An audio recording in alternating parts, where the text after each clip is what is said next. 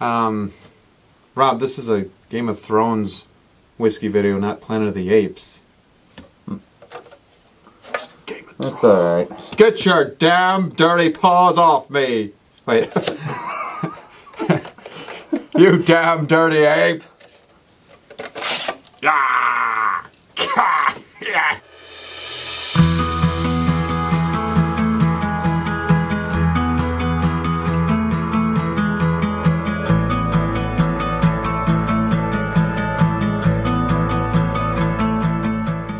How's this? Better? It's better. Okay. Hey everybody, welcome to Simple Diversion. My name is Graham. My name is Rob. And today we're going to get one more Game of Thrones whiskey in before the season premiere. The final season premiere. Don't forget to like and subscribe to this video if you like what you see. Be a part of our community and find us on Facebook and Instagram. Yes.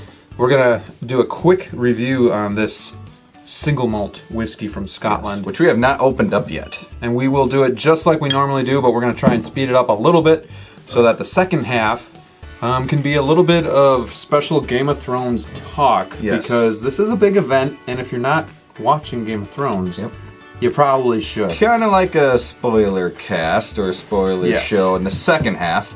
We'll talk about things that we hope to happen and things that have happened and just talk about our favorite characters. You guys already know we love Game of Thrones. We've talked about it in a few videos, and I feel like this is our chance, the series finale coming up and all that. So yeah, let's do it while we can. If you're not a big Game of Thrones fan, you still have this to look we're at. We're going to do the review in the first half. So, and if you're a Game of Thrones fan, stick around and hang out with us. We have one of only two age statement single malt whiskeys of the eight Game of Thrones whiskey for lines. the 8 seasons. This, the Royal Lochnagar, and the Lagavulin, which was a 9-year. Which was a 9-year. This is a 12-year. This is a 12-year. How much did you pay for this? I paid, I want to say about between $60 and $65 at the time. Now you can find it for a couple hundred online, maybe even for more. We saw a guy trying to sell the empty bottle and tin for like $2.50. So this is going to be a Highland region in Scotland, and it's going to be 40% ABV, which, you know, kind of hoping for a 12-year that they would maybe have upped that a little bit, since it's one of the more higher priced and 12 years old. Yeah. But, we'll see. Maybe it won't need to be a higher ABV. And I could be 100% wrong on this. I don't know, because we've never reviewed a Royal Lochnagar of any kind. I have seen that, and I haven't seen it in stores. And I have been told that you can't get it in America, but I've also been told that you can, it's just kind of hard to find. I do know that they got their name Royal because the Queen Victoria, not Elizabeth, I'm sorry. Queen Victoria and Prince Albert in 1848 went to the distillery, were invited to the distillery, and went by horseback. And they had a castle nearby. So that's pretty cool. And also, cool history. And they liked it. Which they gave them the royal name before it was just Lochnagar. They were knighted. Yes. And also in 1824, so years before, it mysteriously burned down. Nobody knows how it burned down, what happened. So they rebuilt it, and it burnt down again. Interesting. So... You think it's the Targaryens that came and burned it down? I think it was the dragons. This guy thinks it was the leprechauns because... Burn it! I don't know. Burn them all! The Irish and the Scottish got at each other. I don't know. An historic distillery situated on the edge of the Balmoral estate, producing whiskey on a tiny scale, despite being part of Diego's large distillery portfolio. Much of its whiskey is released as a single malt, although it is also a key component of high-end blended whiskeys such as Johnny Walker Blue Label, and you said black, right? It is in the blue and the black. Okay. It is found in the blue and the black. So that's probably why it's going to be really hard to find, is because it's produced in such limited quantities. One thing we didn't talk about, which is pretty important, is the sigil that's on here. Yeah. Duh. It's Baratheon. Yeah. House Baratheon sigil, which is actually probably, I would have to say, top 3. Sigil-wise, I would say it's my favorite sigil. Yeah. Now, when it comes to the house, top 3. The back of the tin talks a lot about the history of Robert Baratheon's rebellion and all that. So let's try it. I want to kind of review the whiskey. Let's review the whiskey for those that don't really give a rat's about Game of Thrones. But for all you cool people, though, stick around. But at the same time, I do want to say that this was very smart for them to do, because a lot of people might not like whiskey, right? Sure. So they're like, but they love Game of Thrones. So they hear about, oh, Game of Thrones is doing a whiskey. Well, this is a good starting place, these types of whiskey. Well, the two that we reviewed, at least, the Lagavulin 9 and the, which other one did we do? The Glenlinnich, or, no? No. Oh, Dalwhinnie. We did the Dalwhinnie Winter's Frost. Yeah, so those two, and even the Johnny Walker, I would even say, it gets cool. People to kind of say, okay, well, this wasn't bad, so maybe I'll start drinking some whiskey. And it kind of brings in a little bit more whiskey people. And for people that like whiskey that don't like Game of Thrones, it might get them kind of perked up to say, oh, what's this Game of Thrones about, you know? Yeah. It's got to be pretty cool that the whiskey line thinks it's cool enough to model after, you know? Oh, yeah, for sure. It is a golden light color. It actually looks lighter in the glass than it does in the bottle. Yeah. Put a gold color. And the nose, light aromas. It is very light, oaky, cinnamony, toasty. Kind of sweet. Citrus, for sure. Yeah, I was going to say it's a little bit of citrus, because I can't really put my finger on like what kind of fruit it is, but I guess citrus is the best area that I can It's a very good nose. Yeah, it's very clean, delicate, sweet, light, but refreshing. Yeah. Refreshing. Refreshing's great, yeah. Don't forget to like and subscribe. That's what we do. We drink, and we know some things. That's really good. It is very good. Okay. The finish kind of went like that, but it came back for a minute. Yeah, to me the finish is it doesn't stay as long as I like. Right. It's got a really good balance. First kind of fruitiness, and then followed by light spice. Yeah, maybe a little bit of cinnamon. I'm actually getting a hint of licorice. Okay.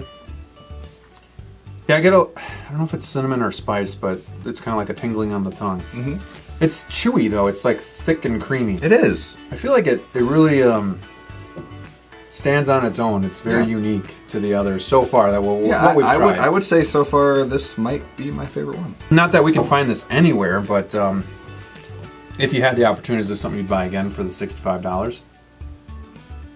For the $65, probably not. I'd buy it for up to about $45. Okay. I would love to dig more into the Royal Lochnagar brand. Would you buy this for $65 for the normal price that we paid for it? Or how much, if you did not know the price of this, how much would you think it would be worth? I guess around 50. Around 50? Yeah, I mean, that's what I'd be comfortable with. So the final question really is... It's really good. I'll be glad, or not glad, but sad when it's gone. I know, because you won't ever get it again. That's what sucks about whiskey. Especially limited. Because you're like, when it's but the thing is, it's made to drink and drink with friends and share. It's not made to just stay in the bottle your whole life. I think as people, we really just want to hold on to things and but that's why we get to keep the bottle. Very materialistic. Yes. And it sometimes that holds us back from just enjoying it for what it is. Yeah. And it's a good whiskey to enjoy with friends. Well, cheers again, buddy. Cheers. To Game of Thrones. One more question. What would you rate this? I'm going to grade it a B+. Okay. And I think that's pretty fair.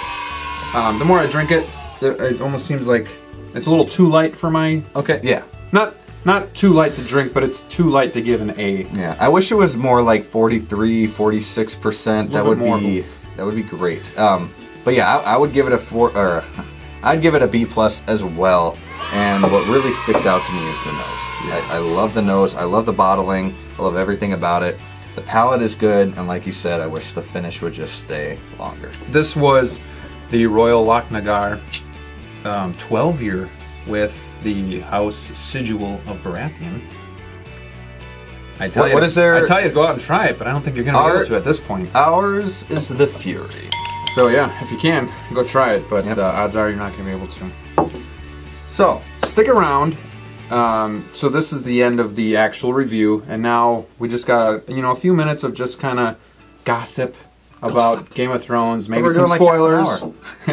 Maybe some spoilers. So if you're willing, stick around, sit back, have a dram, smoke a cigar, and hang out with us. But if you're not caught up and you don't want to really know too much, then come or back. you think you might watch it in the future, don't watch until after you Come on watch back. the show. Come on back.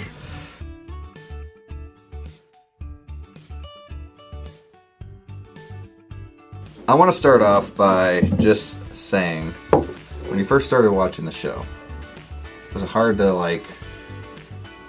I guess this is for the people that are like wondering, should I watch the show or not? Sure. And or they have watched like the first episode and threw them off because there was like 100 characters and I'm like, man, this is way too confusing. Yeah. Because I remember the first few episodes, even though it was kind of cool, you know, seeing Bran fall off of the tower and you know and got pushed out and you know you knew things were like kind of crazy. And the very opening scene, they're beyond the wall and you knew it could be exciting, but then all of a sudden all these characters come in, you're like, man, I'm not gonna follow all this crap. Yeah. At first it can be kind of hard to understand what they're saying too because it is mostly British accents. And then there's a lot of character introduction. I think that was the biggest challenge for me getting into it, was just really paying attention. Yeah. Almost kind of watching season 1, maybe even watching it again. Yeah. But it was good enough that it had me it had me hooked. Right. So I was willing to do that again, and then I think after season 2, things really, like, it's all set up, and then it really just starts happening. Yeah, I think what helped me out too was after getting close to finishing the first season. I came in right when season 4 ended, so I was late. But like maybe the 8th episode of season 1, I started reading the book, and that really helped me with the names because each chapter is one of the names, so you knew it was like in their point of view. It's really fun to rewatch the past seasons because I feel like every time you do it, you're catching new things. And you're like, I didn't know that. Like for some reason, it took me until I watched it a third time back to, I don't know, maybe it just flew over my head, but to know that it all started because of Littlefinger and Aunt, whatever, Jemima, whatever her name is. Catelyn's sister is the one that killed her husband. This pop is worth about $250, by the way. Maybe $400, depending on what you're willing to pay. This is Renly Baratheon. So if you're laughing at the toys, go home. They're not toys, they're action figures. What character would we want to bring back if we could, or do we think that could come back? You know, that kind of stuff. Character could come back. That we Ghost. might think is... That's what I missed. So Ghost back. We haven't seen Ghost since Jon Snow's resurrection. He was barely in 6, right? No, he was in 6. 5? No, he was in 6. He was Jon Snow was resurrected 6, episode 2 or 3, one of the two, and Ghost was in that episode when he was resurrected. Ever since then, from that episode, the rest of season 6, all season 7, he was not in. What are you most looking forward to this season? The Battle of Winterfell. Really? Yeah. It's supposed to be like the longest running battle. To beat in cinematic history. Lord of the Rings. Yeah. Lord of the Rings, episode 2. The second movie, Two Towers. Who do you think has the best chance of dying this season? I know there's going to be a lot of death. Who do you think is just obvious he's going to die? Well, see, I want to say Big Davos. character. Okay. But I feel like there's somebody else that could die more likely than Davos. Because for some reason I see Davos surviving. I see Bronn surviving and finally getting his castle. You know, because you think, I mean, he could die and you'd be sad and be like, oh, I never got his castle, which I could definitely see too, because it's Game of Thrones. But chase the money. I think we're gonna get some happy endings and some like, okay, that didn't happen, okay, whatever. But for sure, dying, I would have to go with Cersei. Grey Worm. Cersei. Yeah. Grey Worm's I another think one. Grey Worm's dead. I think Tyrion has a good chance of dying. Yeah, see, I feel think, like his story is kind of... See, I think Tyrion has the best chance for any Lannister. If one Lannister is going to live, I think it's going to be Tyrion. I do think... I do fear that Jaime will die. I think, feel like that's a good chance. Very good chance. I think if you ranked it 1 to 10, 10 being like very, very like definitely, I would say about an 8. But I would say Cersei has more of a chance to die than Jaime. She's at like a 9.5, 10. Because because like everybody wants her dead. Unless she just had like a change of heart. Yeah, which I don't see happening. I don't see happening. And either. I think would be stupid. Do you think she's pregnant? No. I don't think so either. I think that was just a way to get Jaime to maybe stay. Yeah, and I was thinking that too. I was like, no, she can't be pregnant. But I could see them doing something where everyone dies, or most people die, and then these babies live. Jon's baby and then Cersei's baby, and then that's like the new. Like now, I know they're not going to do like a sequel now, but where they just butcher it. Well, hopefully like they do it again. Hopefully Disney doesn't take over Game of Thrones. Because then Disney's just like, yeah, one a year. Let's retell the same story. Let's get money, and then don't realize that they're killing it. Stupid people like us pay to go see it in theater. I've done it. I'm guilty. I hope that the final episode, and I know it would be taking up a lot of time. I hope that episodes 1 through 5 is everything with the White Walkers. Yep. Okay, and everything. I'm really hoping that episode 6, the finale, is the aftermath. Sure, like because I don't some resolution. I don't want it just to like, okay, on 6th episode it's over, and then you have like 15 minutes and that's it. Like I want to know what is going on, what the people that survive, if any, what their future holds. I do think, spoiler alert, maybe, I do think that King's Landing is going to be burnt to crisp. Sure. One reason is because the vision that Denarius had when she went and saw the throne, it looked like snow, but it was... The whole ceiling was gone. Right, and it was the dust and the... Not dust, but the ash falling. So, and I could see... Yeah. Go ahead. What are the odds that the Night King sits on the throne at the end? What's the percentage that you think? Very unlikely, because I don't think he's not going for the throne. True. He's going to... Or is he, though? But is he? We really don't know his... I don't know. They're smart. They're not just But I thought they were made just to protect the children of the forest from the humans. But they have decision-making abilities, so you would think they might have wants or... yeah. I would say agendas? I would say 10% then. I would agree. What do you think the percentage is that nobody sits on the throne? 80. So you're thinking leaning... Because of democracy and... That, and if King's Landing gets burnt to crisp. I could see there being multiple leaders. Yeah. Splitting up into countries and doing other stuff. Gotcha. What do you think the percentage is of Jon Snow and Daenerys... Staying together? Finding out that they're related, staying together, having ghosts next to them, and then Drogon flying in the sky. 0. 0? I would say 10. 5. I would say for Jon Snow and Daenerys to both survive, I put about 65%. I think Sansa will survive. Do you? Because I don't think she'll be on the front line. I actually respect her as the seasons go on. She's going through a lot of shit. Oh my gosh, I cannot respect... I respect her less. I understand why you're whining when you're 14, but when you're whining when she you're an still adult, annoys me at points, but I respect her a little bit, I guess. Season 7, episode 1, where she's like arguing with Jon, it's like, yeah, shut up. Yeah, that was a little annoying, but there's points where I'm just like I hope this all leads up to her confronting Cersei. If any Stark survives, if only one, I would say Arya.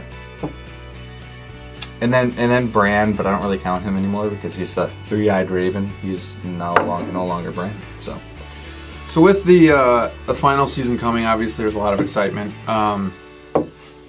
Have you seen a lot of memorabilia in stores and really? I've seen some cool toys. Seen some cool pops. I've seen the magazines. We both got a magazine. I got the Night King cover. And you got two of them. Yeah, and I was thinking, if George R.R. Martin, he could make bank if he does this. And he might already be doing it. If he finishes this massive book that he's been working on for years that hasn't come out, and people are always messing with him and making fun of him, whatever. Oh, he's never going to finish it. If he finishes that, and then the 7th book is like all an aftermath, that book will sell because that's not part of the show. True. Dream of Spring, that's what it's called. So the spring after the winter. Like that, to me, would be cool. It would help him. You'd have to read it to me. I would read it to you. I would sit down at the bar, take a shot, read 2 pages a night. In a British accent. Hello. No, I'm really excited. Who's your favorite? Jon? It's hard not to like Jon. Yeah, But yeah. The Hound is one of my Hound. favorites. I would be Especially very ashamed if he died. I've actually one of the characters that I've grown to really like too is Beric Dondarrion. He's cool with the lighting his sword on fire. Yeah. I'm assuming he'll die. And part of me actually really likes the Night King because he is so mysterious and you don't know much about him. He's just intriguing. Do you think the Night King, there's theories out there that he is Bran or Cersei or something stupid? I think it's more likely that Bran is Bran the Builder. Yeah, than for the sure, Night King. for sure. And I agree with that. Bran the Builder, if nobody knows, is the guy who built the magical wall to keep the wildlings and everything else outside of Westeros. The Seven Kingdoms. I've seen blankets that I want. I've seen maps that I want, like to buy and hang on my wall. 40 puzzles, pops, which I've seen blankets. gotten. Seen a lot of shirts. Yeah, Seen other whiskey bottles. I think my most favorite part of Game of Thrones was actually being able to sit on the throne in Dallas. Oh yeah, I that saw was really cool. Cool pictures. So Some cool pictures. Felt very empowering. Yeah. But I know it's just a replica, but it still feels just pretty cool that you get to interact with the throne. And oh yeah, it's pretty sweet. It's yeah, really cool that they put different thrones all over the world. Behind us. Cool. Yeah, But, that was some cool. I'm kind of hoping they stop making the pops because it's really. Well, then you got the spin-off next year, and I do have some dragon glass that I got from Knife Works in Tennessee. Oh, yeah. Biggest knife store in the world, they say. We'll finish it up. How likely do you think it is that the White Walkers take over Westeros? How likely? And the ones who survive take the Greyjoy ships over back to where the Dothrakis are from. The human survivors? Like to Essos. Yeah, human survivors. And then that's their escape. Kind of leave it off. And Westeros is no more. 50%. Yeah? Yeah, 50. I think it's 50-50 because they said they're going to tie some things up and other things are going to be kind of left loose. Yeah. Could happen. Crazy. And it could leave it open so that they could... I'll always make a sequel if they ever wanted to. Because I really could see them leaving it kind of wide open, which they said would... They said some people like it and some people they won't, so you never know. I'm sure it's because some people die. The quote that sticks with me is everyone must die. Well, I was thinking, if you think this has a happy ending, you haven't been paying attention. Yeah. That scares me. That one scares me too. And everyone must die. But both are kind of tied together there. I feel like that's foreshadowing, but you I'm either play excited. the game or you die. Yeah. So let us know what you guys are doing for Sunday the 14th. We are getting together. We're gonna have a meal. We're gonna are we having cookies? We're gonna do Dragon Egg cookies like we have the past 2 seasons. Hopefully you guys love Game of Thrones as much as we do, and if not, let's give it a shot. If not, let's give the whiskey a shot. And maybe we will do our next Game of Thrones whiskey review on the season finale. Yeah. We got a couple left. Yeah, we do.